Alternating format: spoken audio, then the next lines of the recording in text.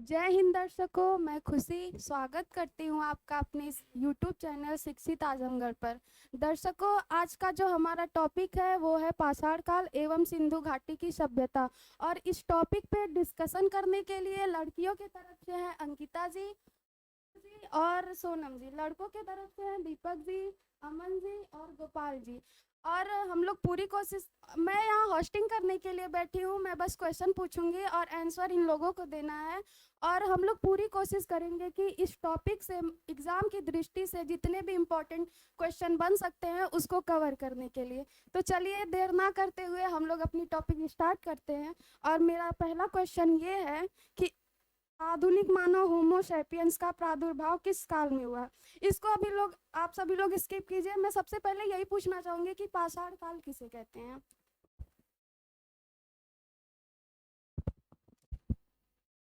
पाषाण काल का अर्थ ही है पत्थर, अर्थात जिस काल में मानव पत्थरों का औजार बनाना सीख गया था उसे पाषाण काल कहते हैं। जी बिल्कुल सही बताया आपने। और एक क्वेश्चन और है कि पाषाण काल को कितने भागों में बांटा गया था। इसके बाद हम लोग अपना पाषाण काल को 3 भागों में बांटा गया था। पूरा पाषाण काल, मध्य पाषाण काल, नव पाषाण काल। जी बिल्कुल सही बताया आपने। तो अब हम लोग अपने क्वेश्चन का सीरियल स्टार्ट करते हैं। तो चलिए, मेरा पहला क्वेश्चन यही है, आपको पीछे दिखेगा भी स्क्रीन पे, कि आधुनिक मानव होमो सैपियंस का प्रादुर्भाव किस काल में हुआ। और प्रादुर्भाव का अर्थ भी बताइए आप लोग। आधुनिक मानव होमो सैपियंस का प्रादुर्भाव नव पाषाण काल में हुआ। यहाँ पर प्रादुर्भाव का अर्थ है उत्पत्ति। जी बहुत अच्छा बताया आपने। मेरा अब दूसरा क्वेश्चन ये है कि कपास के प्राचीनतम साक्ष्य कहाँ से मिला है। कपास का प्राचीनतम साक्ष्य मेहरगढ़ से मिला है। अगला क्वेश्चन है, कुत्ते को किस काल में पालतू पशु बनाया गया। अमन जी आप बताइए इसके बारे कुत्ते को कुत्ते को पालतू जानवर नव पाषाण काल में बनाया गया था। में। अगला क्वेश्चन है, कृषि के प्रथम साक्ष्य कहाँ से प्राप्त हुए हैं। कृषि के प्रथम साक्ष्य मेहरगढ़ से प्राप्त हुए।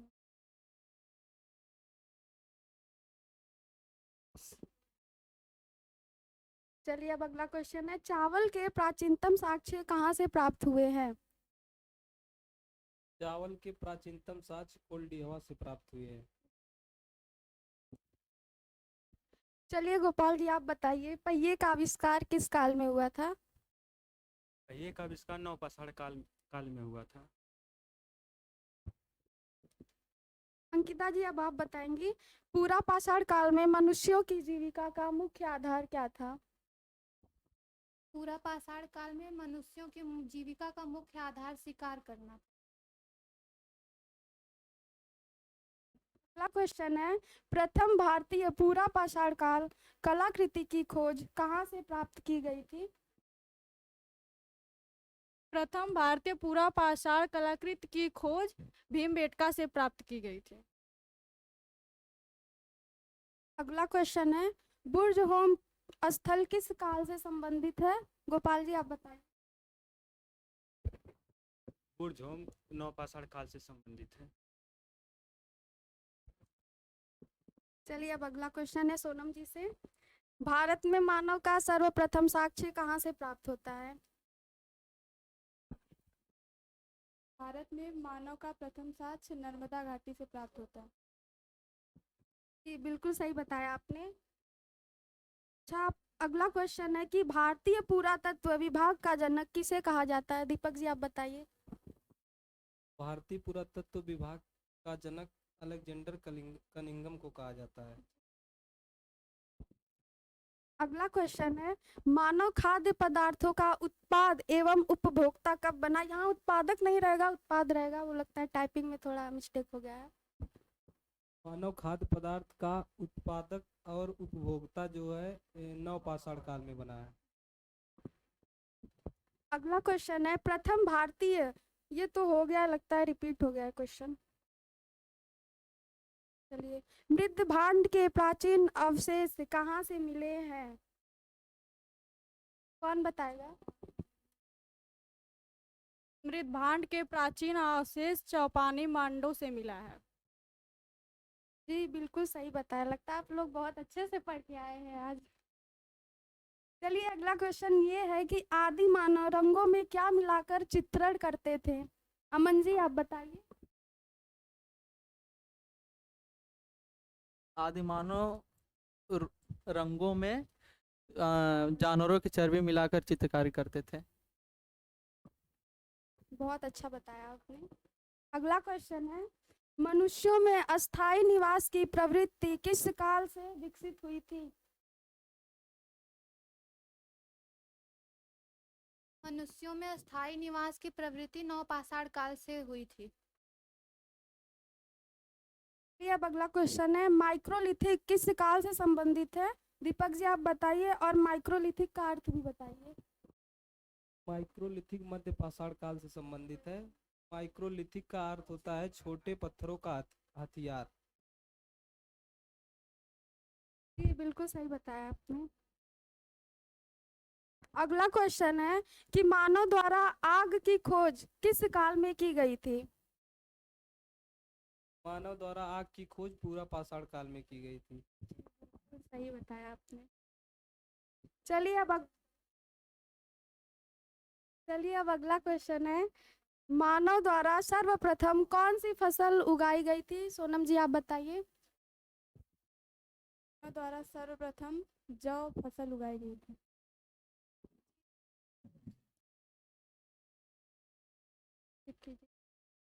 अगला क्वेश्चन है कि मानव ने सर्वप्रथम किस धातु का प्रयोग किया था? गोपाल जी आप बताइए इसको।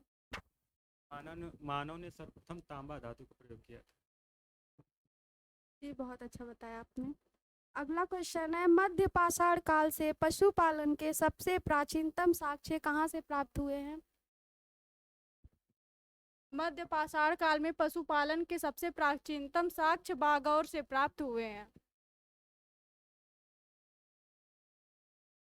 चलिए, अगला क्वेश्चन है, प्रागैतिहासिक काल में किस स्थान से मानव के साथ कुत्ते को भी दफनाने का साक्ष्य मिला है?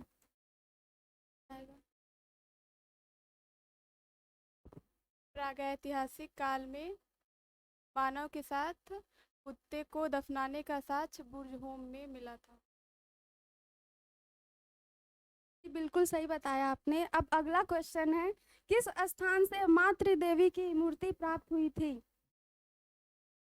मातृदेवी की मूर्ति बेलन घाटी से प्राप्त हुई थी। बहुत अच्छा। अब अगला क्वेश्चन है,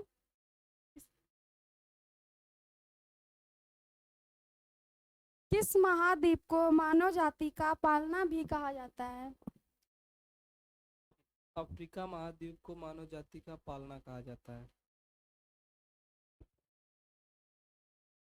जी बहुत अच्छा बताया आपने। अब हम लोग सिंधु घाटी की सभ्यता के क्वेश्चंस करेंगे। तो मेरा सबसे पहला क्वेश्चन यही है कि सिंधु घाटी सभ्यता का विकास कब से कब तक माना जाता है? कौन बताएगा? सिंधु घाटी सभ्यता का विकास 2500 ईसा पूर्व से लेकर 1750 ईसा पूर्व तक। जी बहुत अच्छा बताया आपने। अब मेरा अगला क्वेश्चन आप लोगों से ये है कि सिंधु सभ्यता का विस्तार उत्तर से दक्षिण तक कहाँ से कहाँ तक था? बिट्टू जी आप बताइए इसके। सिंधु सभ्यता का विस्तार उत्तर में मांडा जो जम्मू कश्मीर में पड़ता है चेनाब नदी के किनारे, और दक्षिण में दैमाबाद है जो प्रवरा नदी के किनारे पड़ता है महाराष्ट्र में। बहुत अच्छा आंसर दिया आपने। अब मेरा अगला क्वेश्चन ये है दीपक जी से कि सिंधु घाटी सभ्यता विस्तार पश्चिम से पूर्व तक कहाँ से कहाँ तक था? पश्चिम में सुदकांगे डोर से लेकर जो बलूचिस्तान में है और दासक नदी पर है, और पूरब में उत्तर प्रदेश में है हिंडन नदी आलमगीरपुर तक। अगला क्वेश्चन अमन जी से है कि सिंधु घाटी सभ्यता का आकार कैसा था?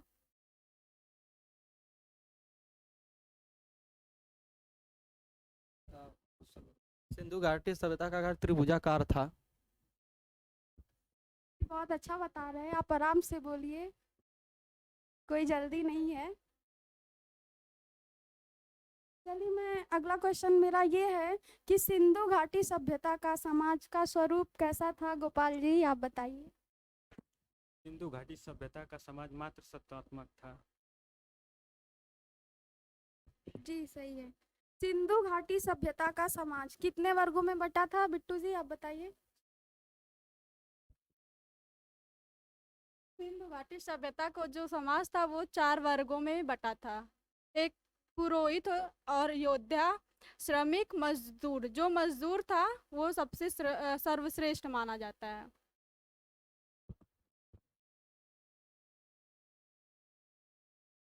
श्रमिक को ही मजदूर बोला जाता है। एक व्यापार वर्ग भी था। चलिए कोई बात नहीं, होता है। अगला क्वेश्चन ये है कि हड़प्पा काल की मुहरों के निर्माण में किस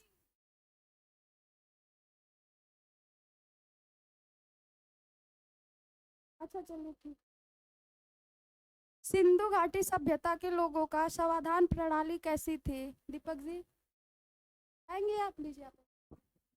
सिंधु घाटी सभ्यता के लोगों का समाधान प्रणाली 3 प्रकार की थी। पहली थी पूर्ण समाधान, दूसरी आंशिक समाधान और तीसरा दाह संस्कार। जी आपने सही बताया। मैं जानना चाहूंगी कि इस तीनों समाधान में अंतर क्या था? दीपक जी आप बताइए। पूर्ण समाधान था, इसमें जो शव था उसे दफना दिया जाता था। जो आंशिक समाधान था, इसे खुले स्थानों में छोड़ दिया जाता था। पशु पक्षी मतलब इसको खा लेते थे। जो बच जाता था उसे दफनाते थे। इसे आंशिक समाधान कहते थे। और दाह संस्कार मतलब उसे जला दिया जाता था।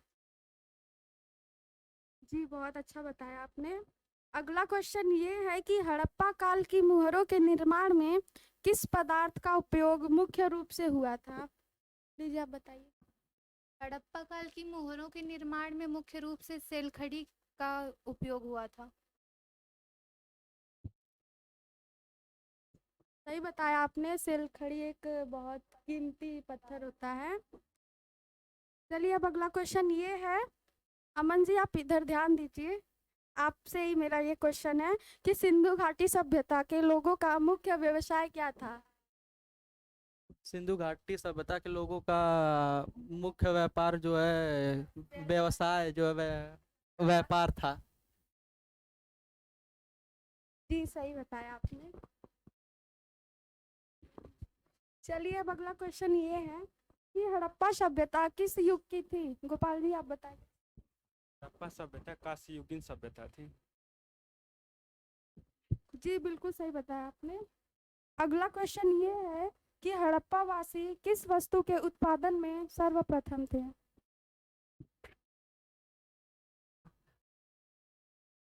हड़प्पा वासी जो है कपास के उत्पादन के लिए सर्वप्रथम थी। जी जैसा कि आपने बताया कपास में थे, तो मैं ये जानना चाहूंगी कि कपास को सिंधु घाटी की सभ्यता में किस नाम से जाना जाता था और ये नाम किसने दिया था? कोई बताना चाहेगा? नाम से। सिंधु घाटी सभ्यता में कपास को सिंड्रोम नाम से जाना जाता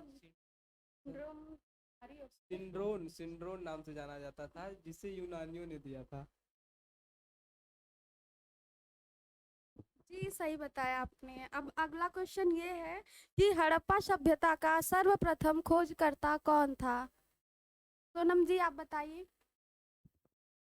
हड़प्पा सभ्यता का खोज सर्वप्रथम दयाराम साहनी ने।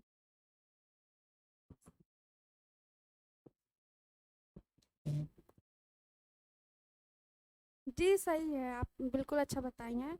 अब अगला क्वेश्चन ये है कि सिंधु घाटी के लोग सर्वाधिक किस में विश्वास करते थे? लीजिए बिट्टू जी आप बताइए। सिंधु घाटी के लोग सर्वाधिक मातृशक्ति में विश्वास करते थे। सही बताया आपने। अगला क्वेश्चन ये है कि सिंधु घाटी का बंदरगाह कौन सा था? अमन जी आप बताइए। सिंधु घाटी सभ्यता का बंदरगाह लोथल था।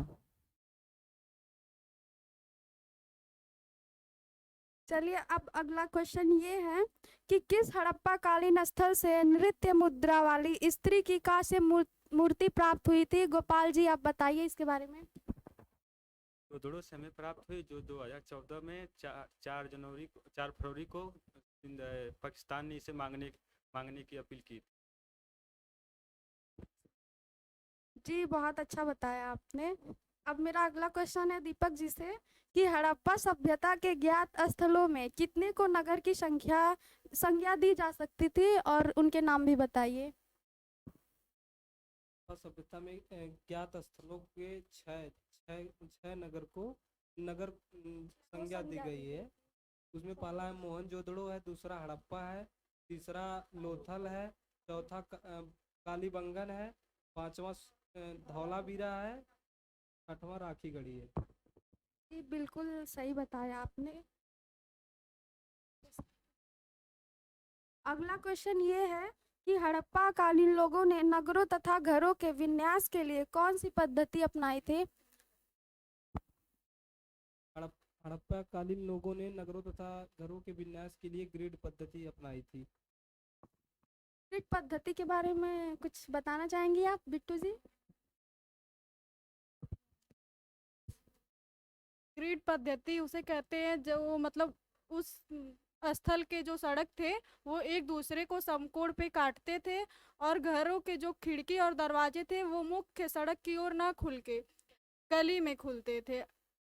और ये मात्र एक ऐसा स्थल जो लोथल है इसका जो घरों के दरवाजे और खिड़कियां मुख्य द्वार की ओर खुली है। जी बिल्कुल सही बताया आपने, बहुत अच्छा बताया। अब अगला क्वेश्चन ये है ये उसको चलिए सिंधु घाटी सभ्यता की लिपि कौन सी थी? गोपाल जी आप बताइए इसके बारे सिंधु घाटी सभ्यता की लिपि भाव चित्रात्मक थी जो जिसे पढ़ा नहीं जा सकता उस समय वो लोग पढ़ लिख सकते थे, हमको इससे जानकारी मिलती। अच्छा भाव चित्रात्मक लिपि जो थी वो कैसे वो लोग लिखते थे आप बताइए। दाएं से बाएं लिखते थे, फिर बाएं से दाएं लिखते थे।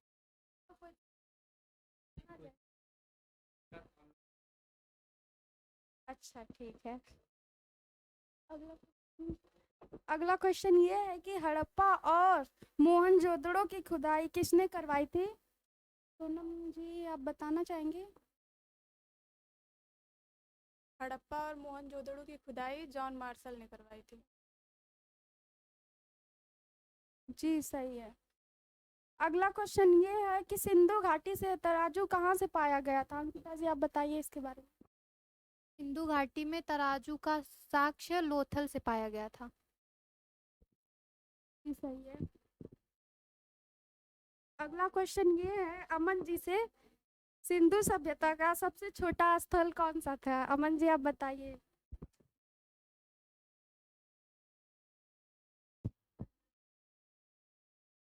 सिंधु सभ्यता का सबसे छोटा स्थल अल्लादीनू है।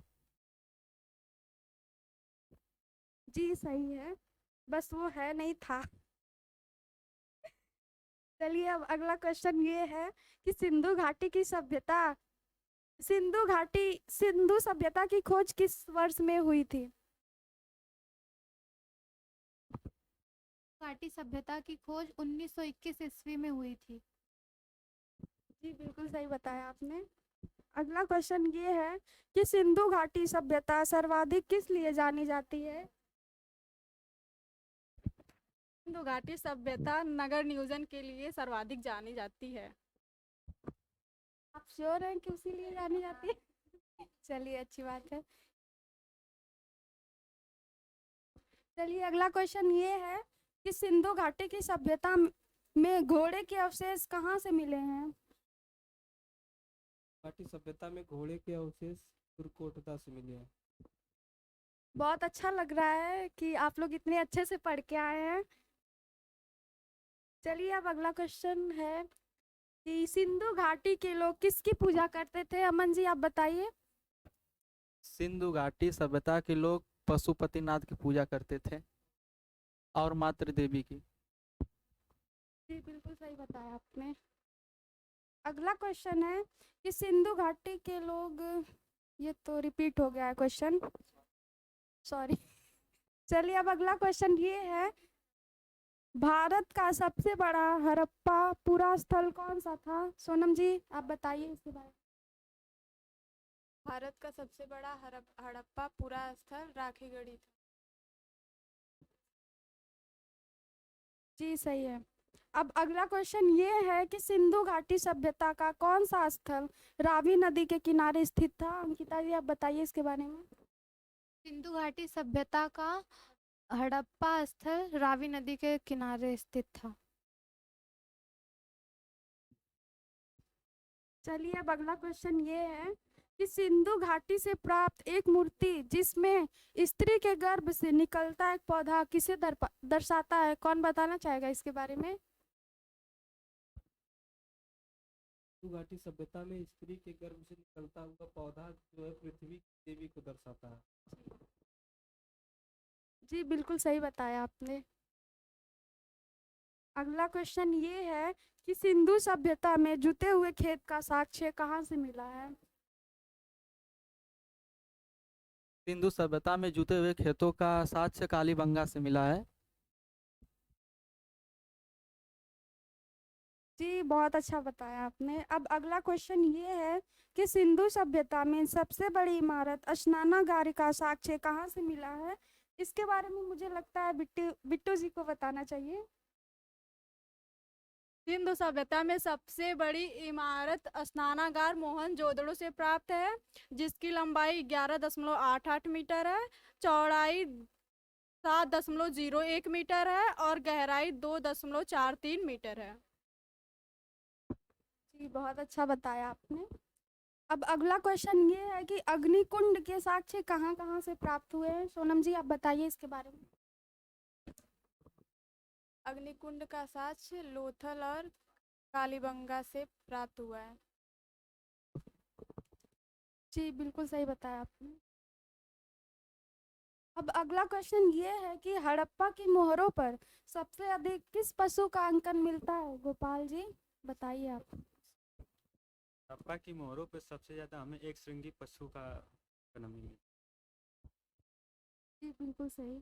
अब अगला क्वेश्चन ये है कि मनके बनाने के कारखाने का साक्ष्य कहाँ से मिला है? लीजिए बताइए। मनके बनाने के कारखाने का साक्ष्य लोथल और चन्नूदड़ों से मिला है। जी बिल्कुल सही बताया। अब अगला क्वेश्चन ये है कि सिंधु सभ्यता में प्रथम चावल के साक्ष्य कहाँ से मिले हैं? सभ्यता में प्रथम चावल के साक्ष्य लोथल से मिले हैं।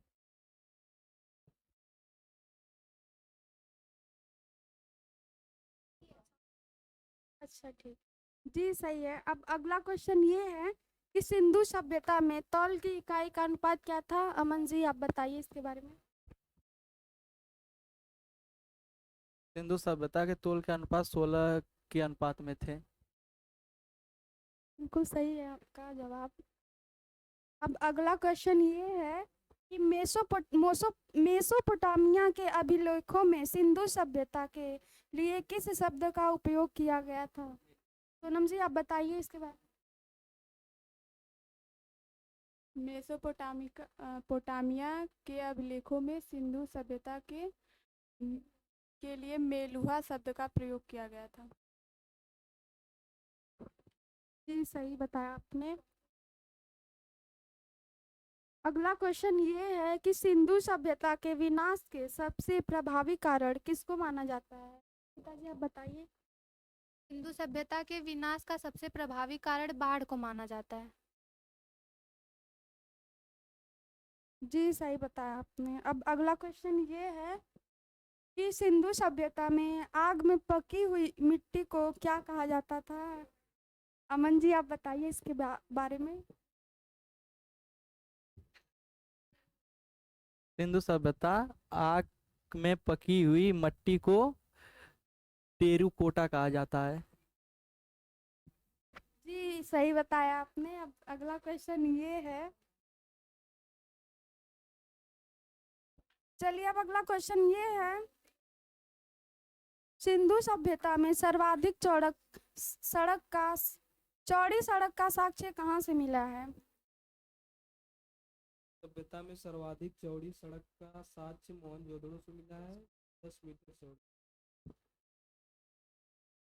जी बिल्कुल सही बताया आपने। अब अगला क्वेश्चन ये है कि RH-37 कब्रिस्तान का साक्ष्य कहाँ से मिला है? गोपाल जी आप बताइए। RH-37 कब्रिस्तान का साक्ष्य हमें हड़प्पा से जी सही बताया आपने। और कोई बताना चाहेगा कि हड़प्पा से और क्या क्या, दो चार चीज़ों के नाम बताइए क्या क्या मिला है वहाँ से। बिट्टू जी आप बताना चाहेंगे? RH-37 कब्रिस्तान मिला है और एक विदेशी लाश मिली है और ताबूत मिला है, भट्टियां मिली हैं, श्रमिक आवास मिले हैं।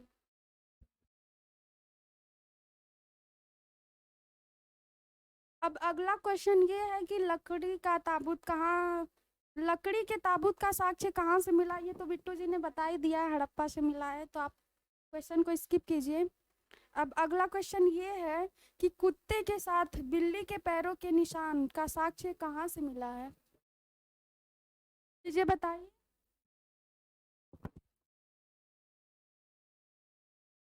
कुत्ते के साथ बिल्ली के पैरों का साक्ष्य